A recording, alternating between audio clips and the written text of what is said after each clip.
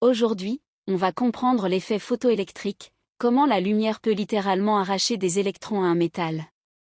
Tout commence en 1887, quand Henry Schertz observe ce phénomène sans l'expliquer. Il faudra attendre Albert Einstein, en 1905, pour comprendre ce qui se passe vraiment.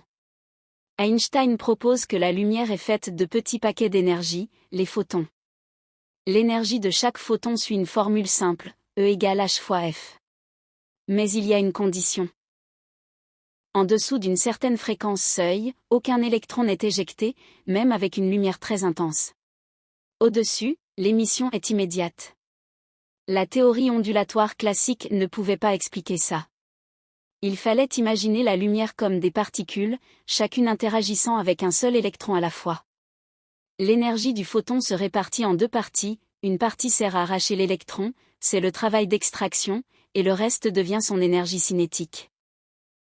Si on trace l'énergie cinétique maximale en fonction de la fréquence, on obtient une droite. Sa pente correspond à la constante de Planck.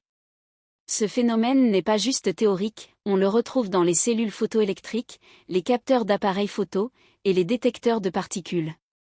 Pour résumer, la lumière transporte de l'énergie par photon, il existe une fréquence seuil, et l'énergie se conserve selon H fois F égale W0 plus l'énergie cinétique. Abonne-toi pour la suite.